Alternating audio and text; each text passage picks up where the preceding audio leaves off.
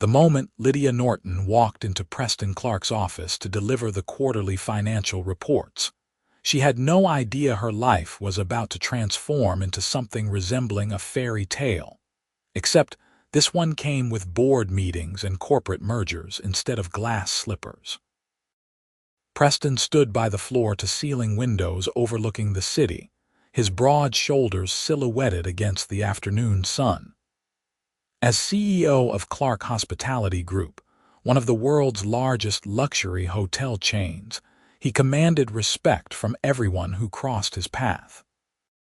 Lydia had worked as his financial analyst for 8 months now, and in that time, she had developed what she considered an entirely unprofessional crush on her boss. Not that she would ever act on it. Men like Preston Clarke did not date women like her, regular middle-class girls from Wisconsin who wore sensible shoes and brought leftovers for lunch.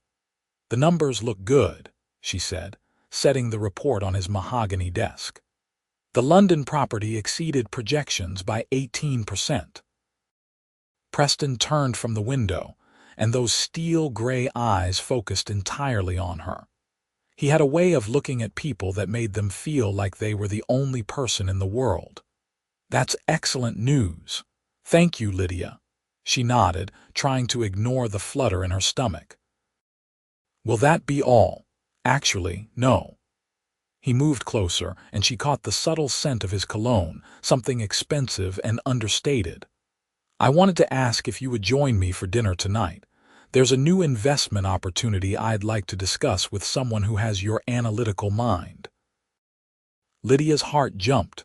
"Dinner, unless you have other plans." His expression remained professionally neutral, but something flickered in his eyes that made her wonder if this was purely business. "No, I'm free," she said, perhaps too quickly. "What time?" 7. "I'll send a car for you." That evening, Lydia changed outfits 4 times before settling on a navy blue dress that was elegant without trying too hard. When the sleek black car arrived at her apartment building, she felt like she was stepping into another world. The driver took her to Constellation, one of the most exclusive restaurants in the city, where Preston was already waiting at a private table near the back. He stood when she approached, and she noticed he had changed from his business suit into dark slacks and a crisp white shirt with the sleeves rolled up to his forearms. It was the most casual she had ever seen him, and somehow it made him even more attractive. "You look beautiful," he said, and the sincerity in his voice made her blush. "Thank you. You clean up pretty well yourself." He smiled, a genuine smile that transformed his usually serious face. "I should confess something. I didn't actually bring you here to discuss business." Lydia's pulse quickened. No. I've wanted to ask you to dinner for months, but I kept telling myself it was inappropriate given our working relationship." He gestured for her to sit, and once they were both settled, he continued. "But life is too short to let opportunities pass by because of arbitrary rules." "So this is a date?" she asked, wanting to be clear. "If you're comfortable with that, yes.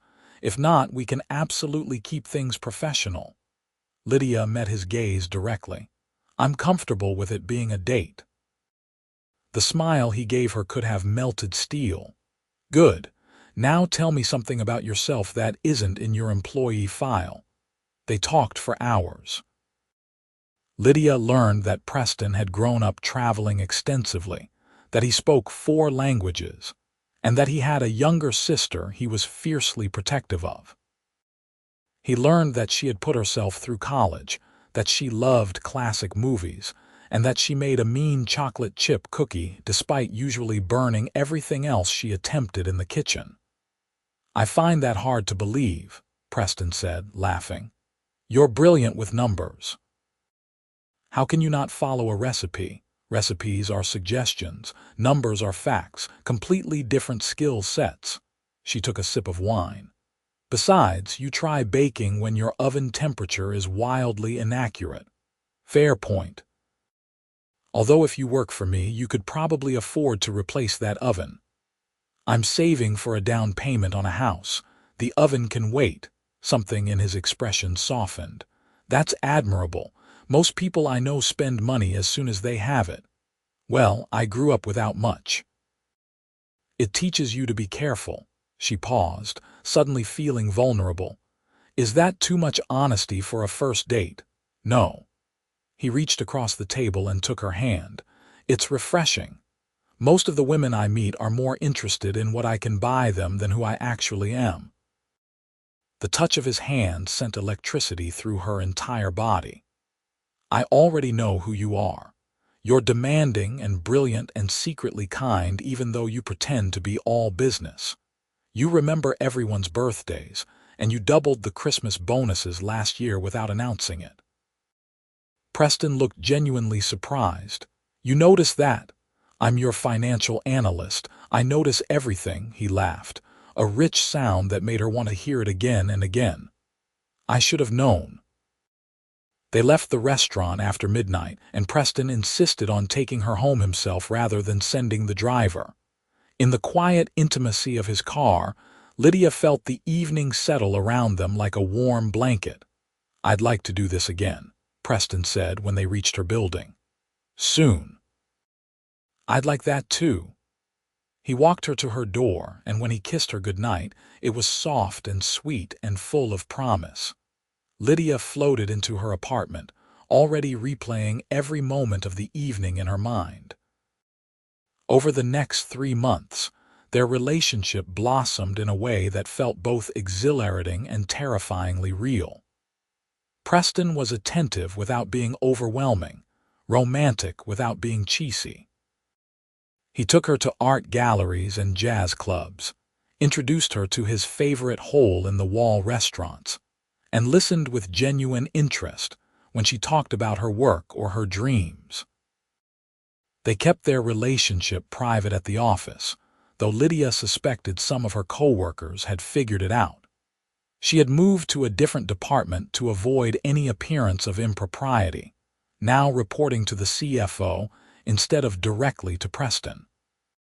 It meant less day-to-day interaction at work, but their evenings together more than made up for it.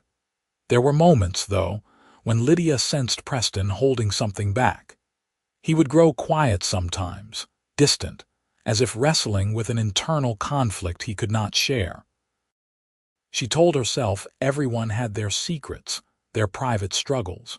She did not want to push him before he was ready to open up. 4 months into their relationship, Preston invited her to spend the weekend at his family's estate in Connecticut. I want you to meet my mother and sister, he said. If that's not moving too fast. It's not too fast, Lydia assured him, though her stomach performed nervous somersaults at the thought. Meeting the family felt significant, official. It meant he saw a future with her. The estate turned out to be more of a mansion, a sprawling property with manicured gardens and a house that could comfortably hold 50 people. Lydia tried not to gape as they drove up the long driveway. You grew up here, she asked. Preston glanced at her, something uncertain in his expression. Part of the time.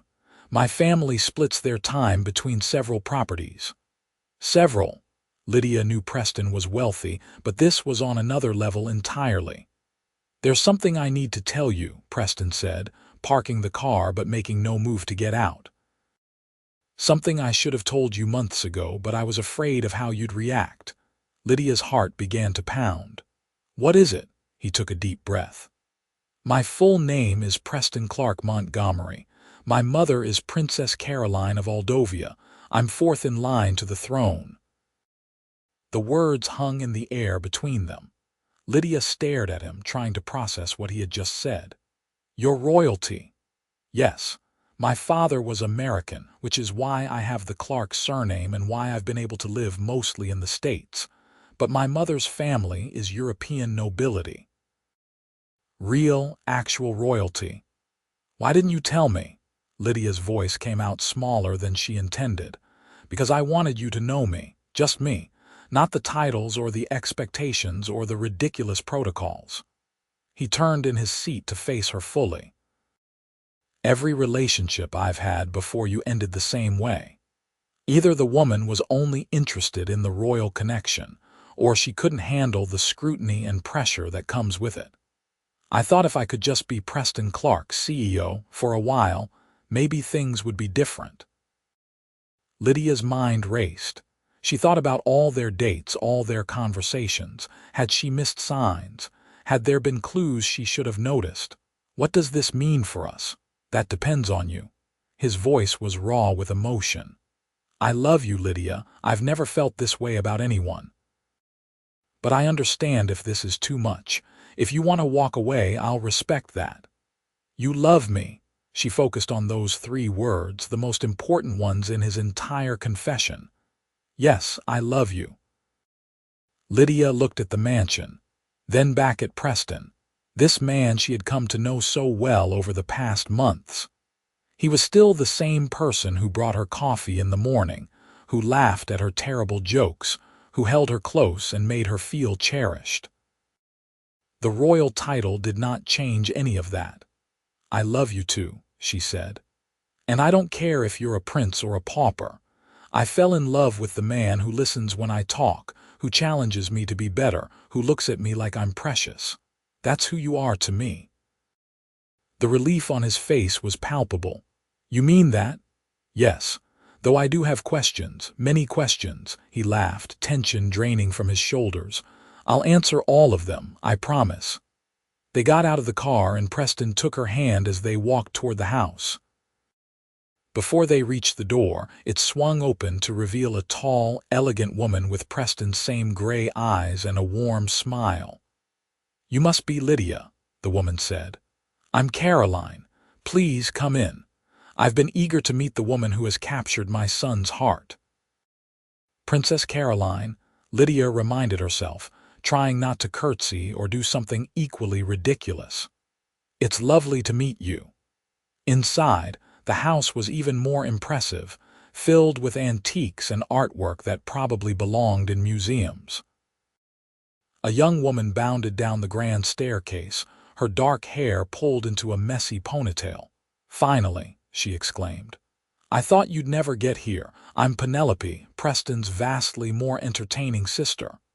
Lydia liked her immediately. It's great to meet you. Come on. I'll show you around before Mom subjects you to the formal tour with all the boring historical details. Penelope linked her arm through Lydia's and started pulling her toward a hallway. Penelope, let them settle in first, Caroline chided, but she was smiling. It's fine, Lydia said. I'd love a tour. The weekend was surprisingly relaxed despite the opulent surroundings. Caroline and Penelope treated Lydia like family, sharing embarrassing stories about Preston's childhood and including her in their easy banter. Preston seemed more at ease than she had ever seen him, as if bringing her here had lifted a weight from his shoulders. On Saturday evening, after dinner, Preston took Lydia for a walk through the gardens.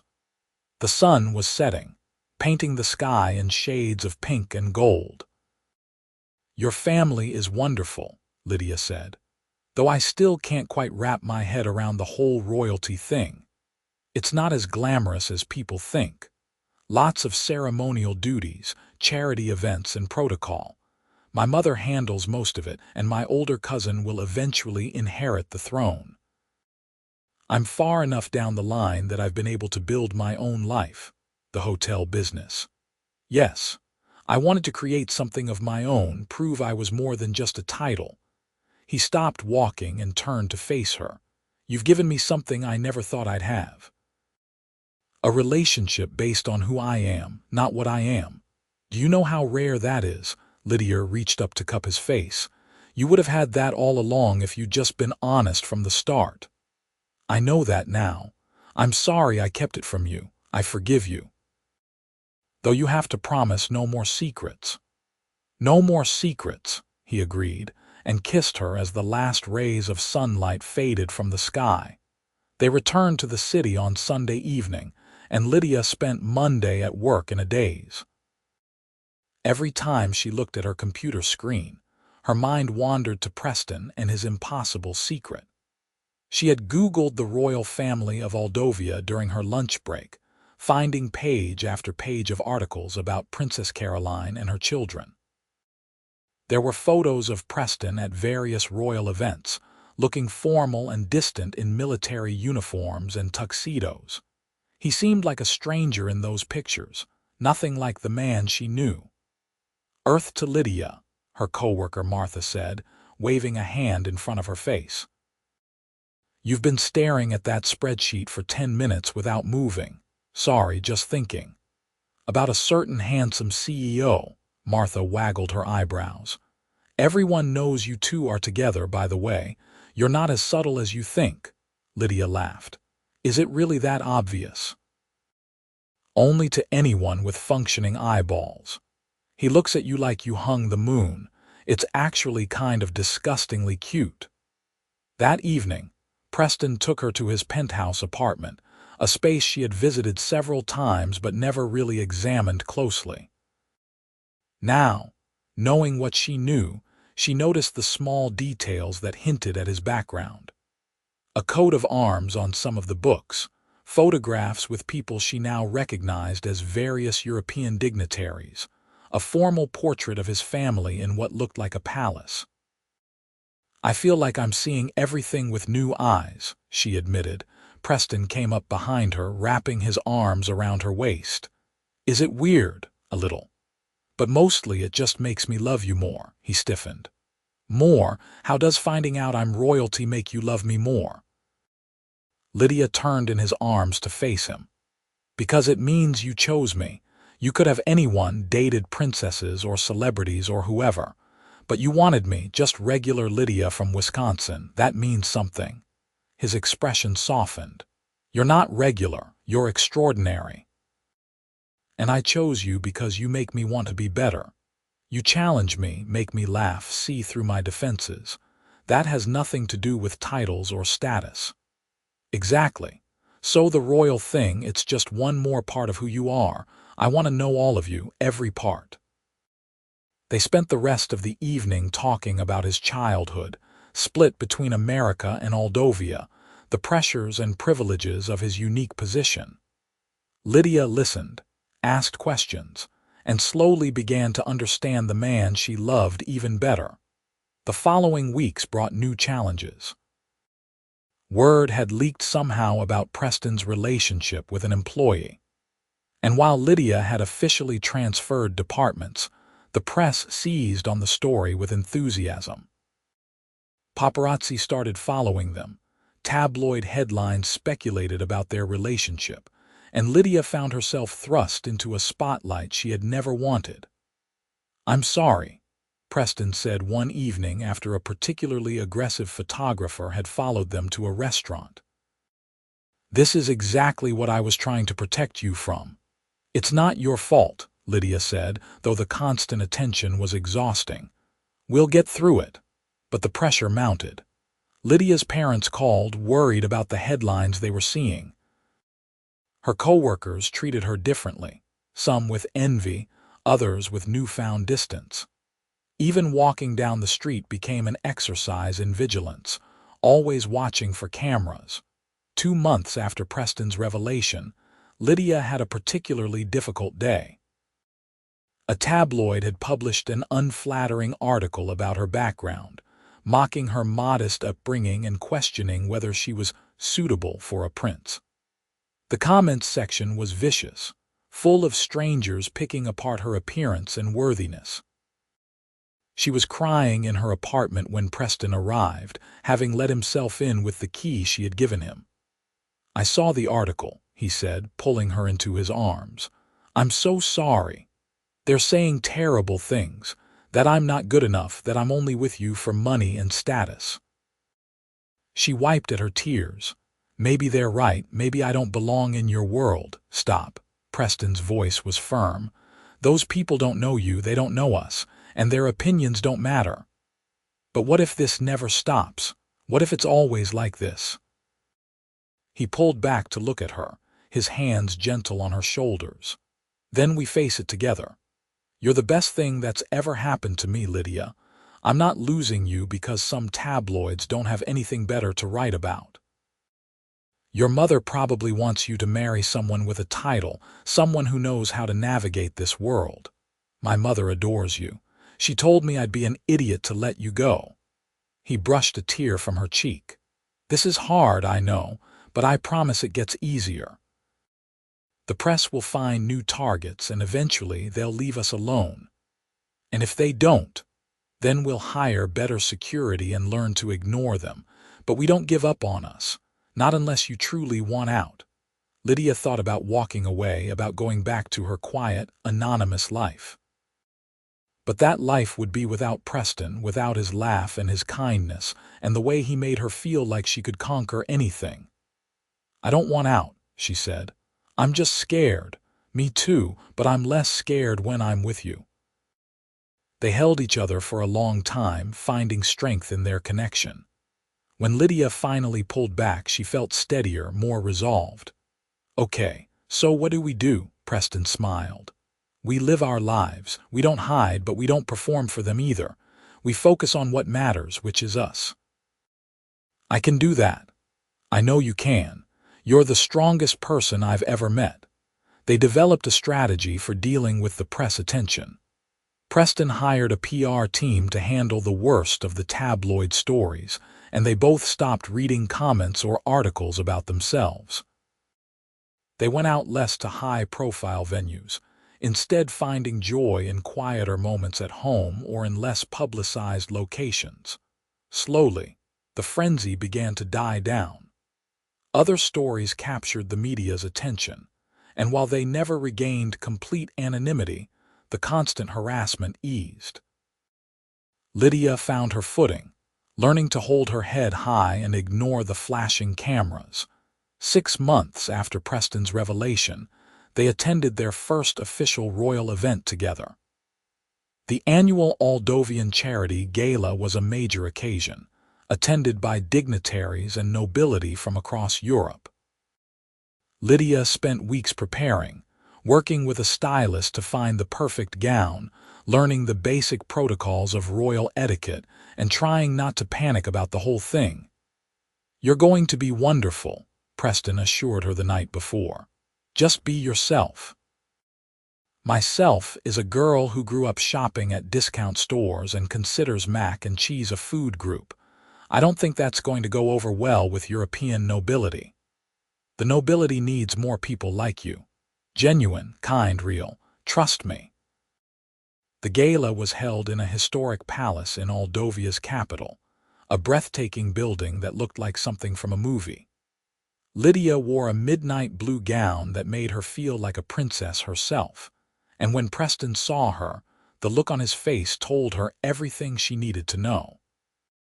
"You're stunning," he breathed. "You're pretty gorgeous yourself," she replied.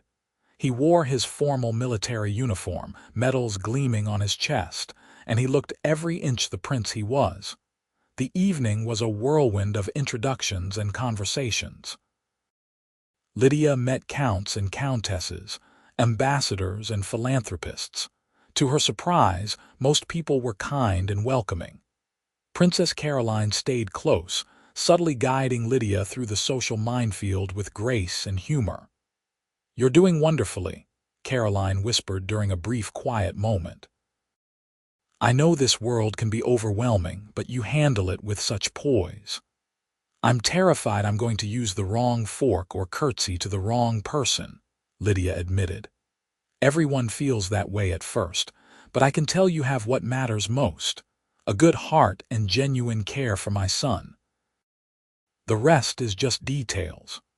Later, during the dancing portion of the evening, Preston swept Lydia onto the floor for a waltz.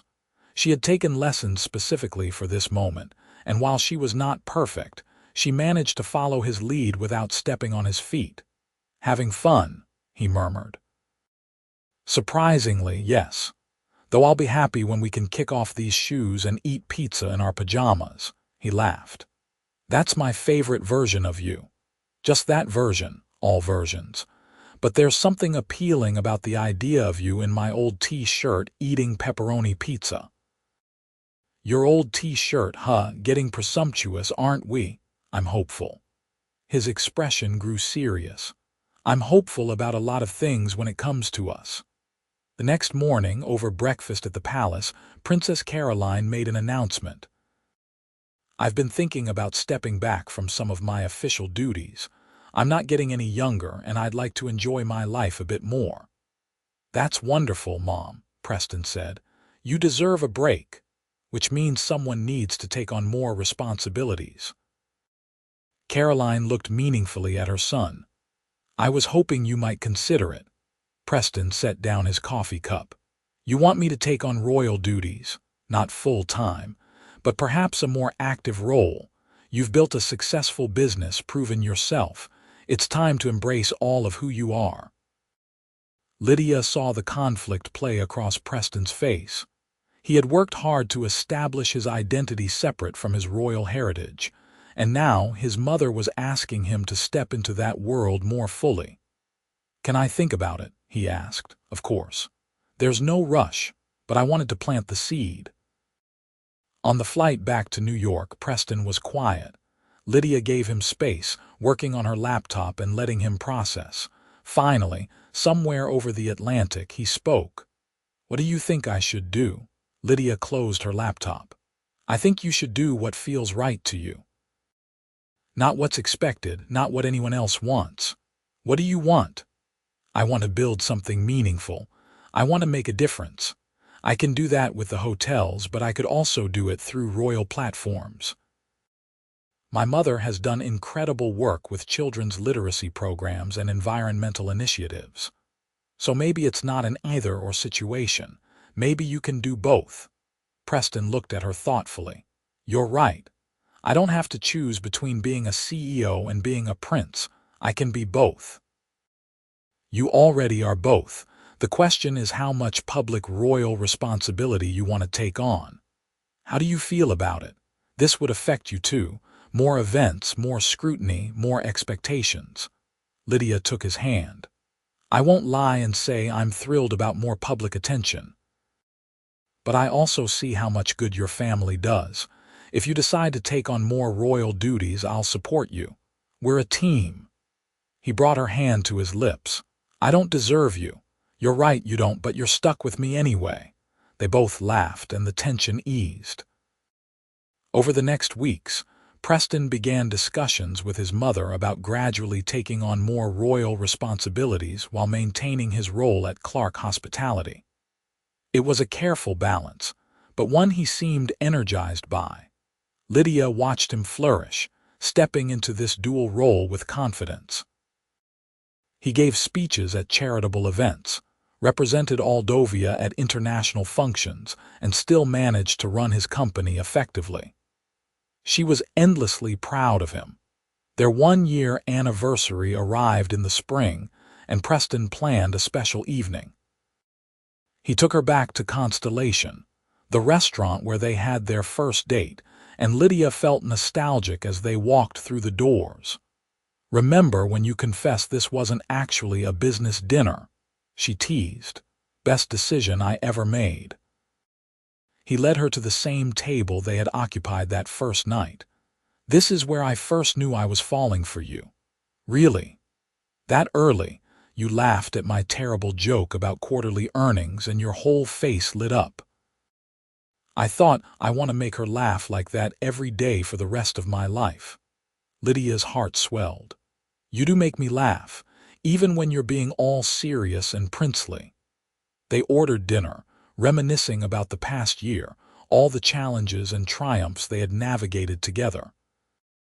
When dessert arrived, Preston seemed nervous, fidgeting with his napkin in a way that was entirely unlike his usual composed demeanor. Everything okay? Lydia asked. Yes, actually more than okay. He reached into his jacket pocket and pulled out a small velvet box. Lydia, this year with you has been the best of my life. You've challenged me, supported me, loved me for who I am rather than what I am. You've made me want to be better, do more, reach higher.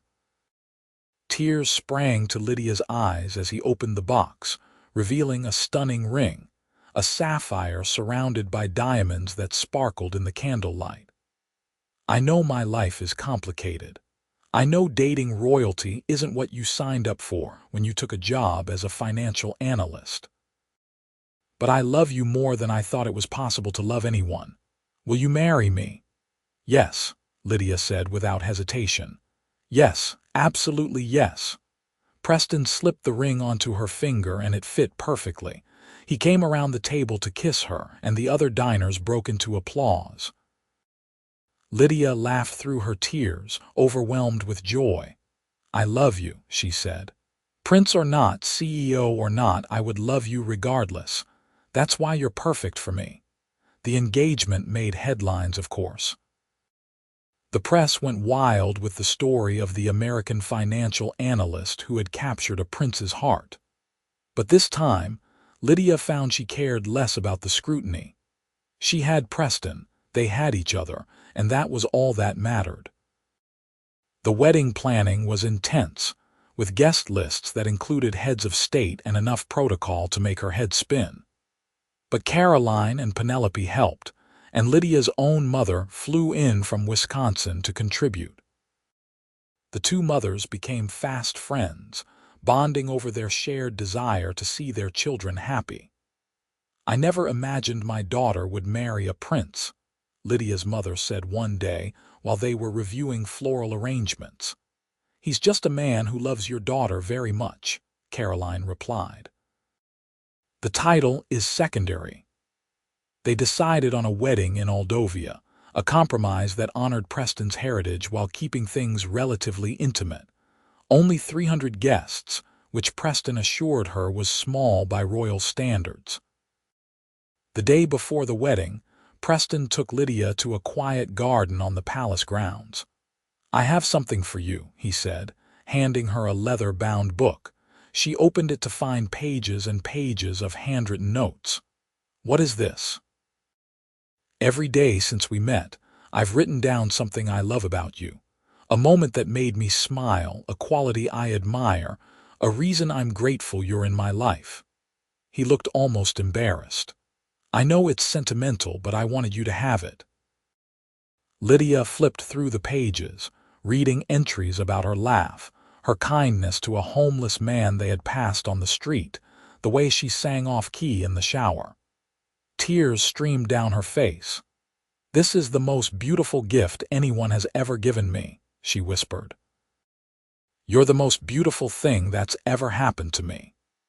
They held each other in the fading sunlight, two people who had found something rare and precious in a world that often seemed cynical and cold. The wedding was everything Lydia had dreamed and nothing like she had imagined.